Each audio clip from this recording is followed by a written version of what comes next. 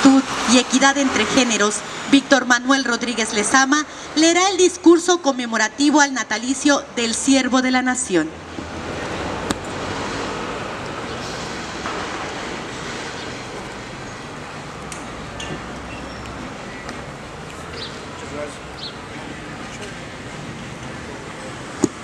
Bueno, okay.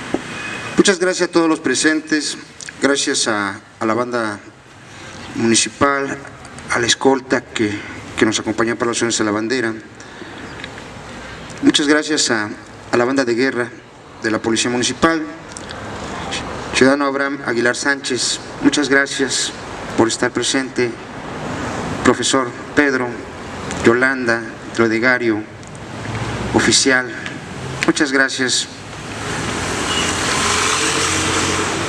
Un día como hoy, pero de 1765, nació en lo que hoy es Morelia, el patriota, un estadista, un estratega militar, pero también el constructor de las bases de lo que sería el Estado y la nación de hoy en día.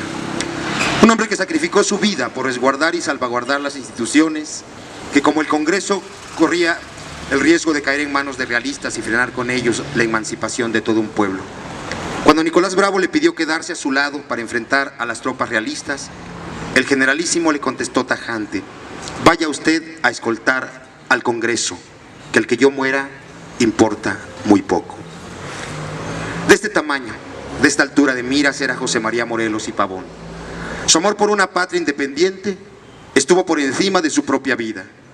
Fue en Ecatepec, hoy de Morelos, que manos desesperadas quisieron acallar su grito de independencia y libertad, sin comprender que al derramar su sangre, más fuerte sería su presencia, sin entender que con su acción cobarde, el eco de su pensamiento y su legado trascenderían hasta nuestros días.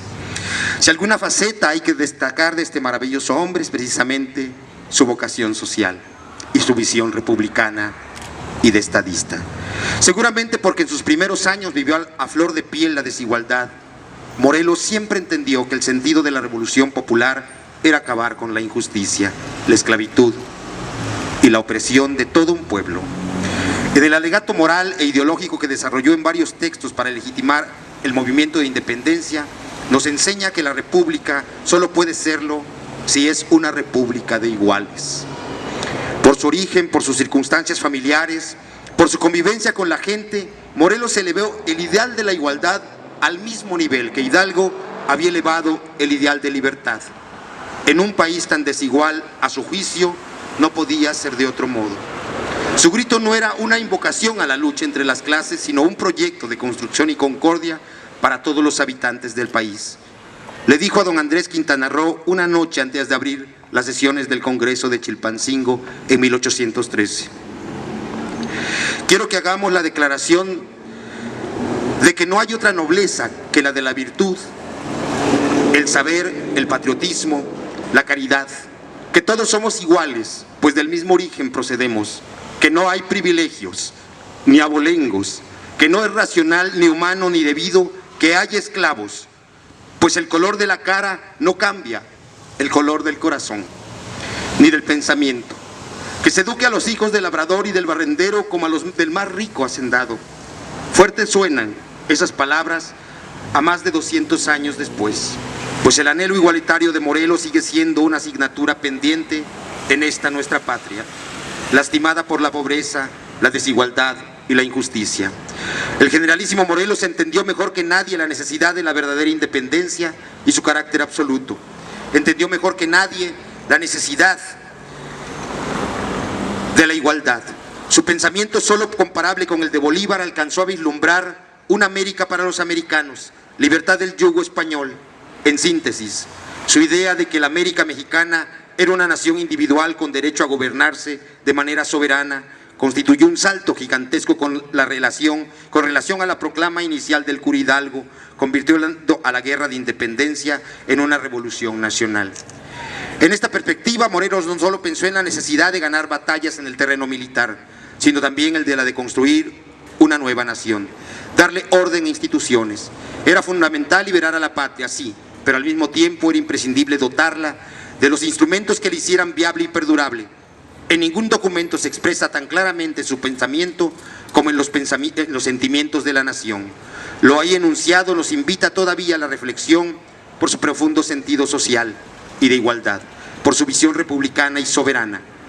En ese documento que sigue siendo guía y expresión del sentido más profundo de la nación, donde se establece, entre otros aspectos, la división de poderes y se señala que la buena ley es superior a todo hombre, se consigna que la soberanía radica en el pueblo, dando sustento con ello a un principio fundamental, elemental, que solo podía emanar de quien se había negado a todo título que no fuera el de siervo de la nación.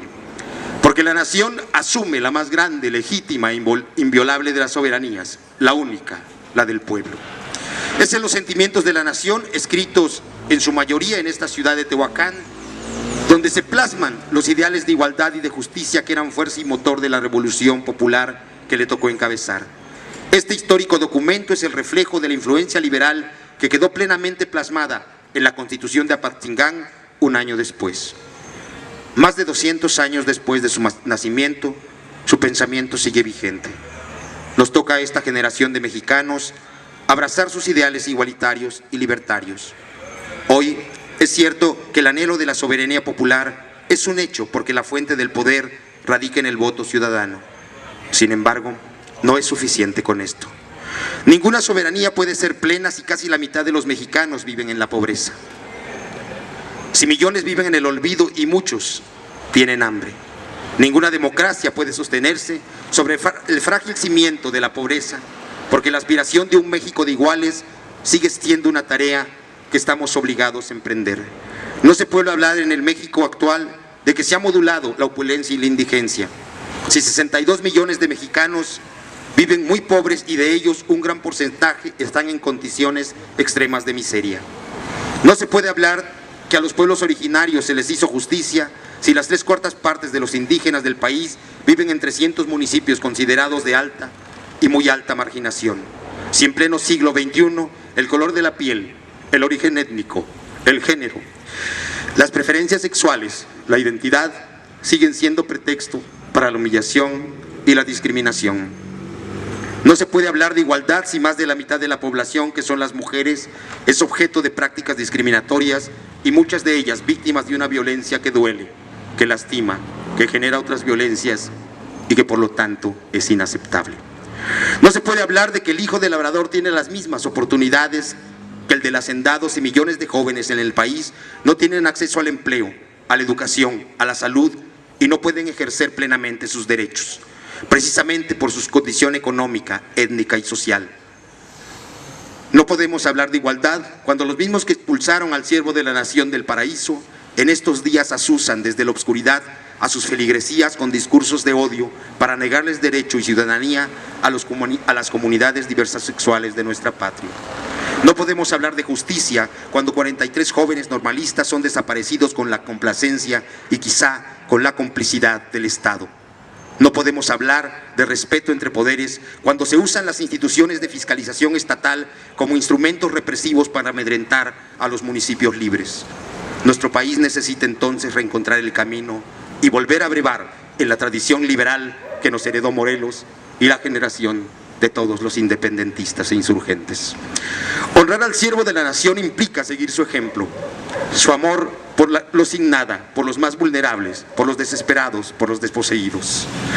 Hoy, cuando los poderes emanados de la voluntad popular colapsan bajo el imperio de la corrupción, la impunidad y el descrédito, donde miles de jóvenes se sienten atraídos por la falsa heroicidad de los narcotraficantes, por la vida sin sentido del crimen, donde se desdeña la cultura del esfuerzo que nuestro padre Morelos nos enseñara, es importante retomar su ejemplo, su patriotismo y sobre todo su cariño y confianza en la grandeza y capacidad de amar del ser humano.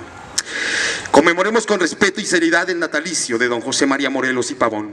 Recordemos siempre que la mejor manera de honrar su memoria es invitarlos a refrendar simbólicamente los sentimientos de la nación, no como un documento textual, sino como la fuente del mandato del gobierno y como origen del civismo nacional. Que sea ese sentir nacional el que guíe nuestro actuar como mexicanos, que oriente nuestras decisiones públicas y privadas para seguir aspirando a construir y consolidar el país que anhelaba Morelos cuando redactaba estos documentos, cuando guiaba sus acciones con la convicción de hacer una patria para su generación y para la nuestra. Nosotros tenemos la obligación con los que nos precedieron y con quienes nos han de seguir, de que la Constitución siga siendo la receptora de sus sentimientos y el Estado sea su fiel guardián. Feliz cumpleaños, siervo de la nación. Feliz cumpleaños, generalísimo. Ejemplo de amor al prójimo y a la patria. ¡Viva Morelos! Muchas gracias.